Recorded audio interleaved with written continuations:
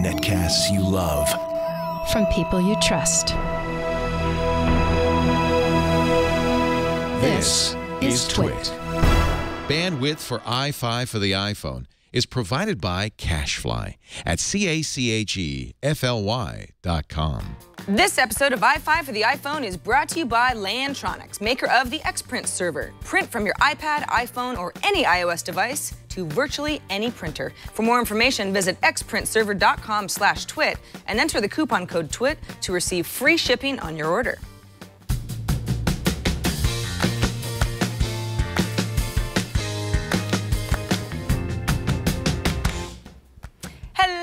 Everybody, I'm Sarah Lane. Welcome to episode 15 of iFive for the iPhone, a show for the iOS fans like you and me and Brian, who's running our board today. Hey, Brian. Every week we cover 5 topics from the newest apps to utterly helpful tips and tricks, and of course, the week's iPhone news. Let's hit it! Number 1, move over Siri, because there's a new game in town and it's called Google Voice Search. This is actually a big update to Google's search app, which you might already have installed on your iPhone. If you didn't already, now's the time, and here's why it's cool. You can ask questions and watch as Google makes sense of what you're saying in real time. The answers come in pretty quick with a voice that's actually a little bit more human sounding than Siri, if I'm being honest. For example, you can ask about the weather. What's the weather going to be like tomorrow? The forecast for Petaluma tomorrow is 68 degrees and clear. Or about sports scores. Did the Lakers lose last night? The Lakers beat the Pistons 108-79. Or a phone number. What's the number for Petaluma Market? The telephone number for Petaluma Market is 707-762-5464. Voice search is good with math, too, like conversion rates or stock market numbers. Or try language translations. How do I say I'm so hungry in French? Here is your translation. And of course, there's a little humor built in, too. Who am I? Oh no, did you forget your name? The Googlers do love their Easter eggs. It's not perfect. I was able to stump it a few times, but overall, pretty solid app and very snappy and also extremely free. Number 2, we're now getting to that time of year where a lot of us need holiday gift ideas for our special people. Here's one that's thoughtful and it's very personal, but definitely not too expensive. A photo book. But not just any photo book. This is called Mosaic, which is an app that creates a photo book right on your iPhone. 20 photos for $20 and delivered in just 4 days. So here's how it works. You choose your 20 photos from your camera rolls on your iPhone. If you change your mind, you can just flick a photo off of the collection. It's very easy. When you're done, Mosaic will randomly generate a mosaic of some of these photos for the front cover. It's a nice hardback. You can rotate through them until you're happy with how you think it'll look. Then you enter your shipping and your payment information. Shipping is another $5, by the way, and at least for now, Mosaic is only shipping within the US. But it's really easy to throw together as long as you've got good photos to choose from. The app's smooth, it's easy to use, I really like it. And since my Mosaic will be delivered in just 4 days, I'll have it for the next episode and we can all decide how the finished product looks. Number 3, ever since I discovered Emoji, you know, those are the picture characters originating in Japan, but now very, very popular for texting, communicating with my friends has gotten a lot more creative and often a lot sillier. Emojis are great. They're also built into iOS, so you just need to turn them on. If you haven't already and you feel like you're missing out, here's what you do. You go into your settings, you tap General, you scroll down and tap Keyboard, then you tap Keyboards. This is where you can add a variety of international keyboards to your layout choices. And hey, Emoji is one of those international keyboards. Once it's added, once you're back in keyboard mode and you want to type something, just tap the globe icon to toggle Emoji on and off. Here's something interesting, though. Mac Rumors is hearing from developers of third-party apps who say they're getting notices from Apple that their apps are being pulled from the App Store because they're no longer needed to support Emoji because iOS 6 itself supports it now. And in some cases, the apps aren't even really focused on Emoji at all. The word is just listed under their features, so they're getting flagged. That would be annoying if I was a third-party developer who's like, I don't even really have an emoji app.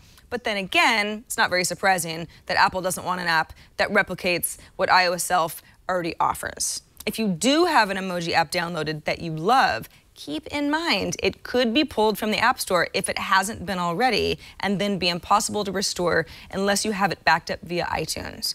And if you hate emojis and don't care about any of this, that's okay too, because we're moving on. We'd like to take a moment to thank Lantronix, maker of the Xprint server, for sponsoring this episode. I cannot tell you how many times I've emailed files and documents to myself from my iPhone to another computer because I don't have an easy way to print straight from my phone. Does that sound familiar? It's really frustrating, right? But no need to be frustrated any longer. Xprint Server enables wireless printing from your iPad, your iPhone, or even your iPod Touch. No apps, no software to install, and best of all, it works with a USB or network printer you already have.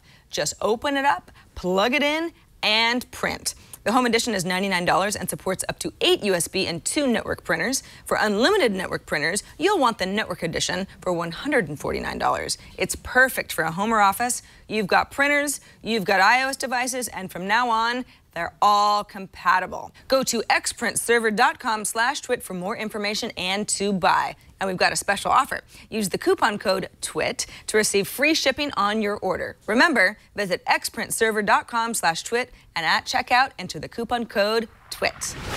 Number 4. Okay, so this mystery company sells books and music and electronics, sells pretty much everything actually, including iPhones. Did you guess that I was talking about Amazon? If so, add another category to the list because Amazon's making apps too. In fact, the first app from Amazon Game Studios is called Air Patriots, and it's great. You control a squadron of planes and you make them fly by drawing paths on a map. The goal is to kill all the tanks. Kill all the tanks, and it's super fun. Air Patriots starts out a little slow. I was like, wow, I'm extremely good at this. But then it really gets complicated and you have to try really hard. As you level up, you have access to more planes, more weapons, and as you move along, your strategy improves. I'm actually not very good at this game. That much is pretty obvious, but I love the planning aspect of gunning down rows of tanks and taking back my battlefield. Yeah! The graphics look great on my iPhone 5 too, to get back to that. I'm not sure how good the game would be for kids because there's not only a lot of precision required, but there's that whole weapon thing to keep in mind. But if you're looking for a fun little game that doesn't have a huge learning curve and you don't want to spend a dime, Air Patriots gets my vote. Number 5, finally a little awesome viewer feedback from the best people in the world. We got a good tip from Ken in Chesapeake, Virginia. He writes, after upgrading my iPhone 4S, I was playing with the new camera button on the lock screen and found something kind of cool. Everybody knows that when you swipe up on the camera button, the lock screen slides up to show the camera app. But did you know that when you're done taking the picture, if you swipe down, the lock screen slides back into place?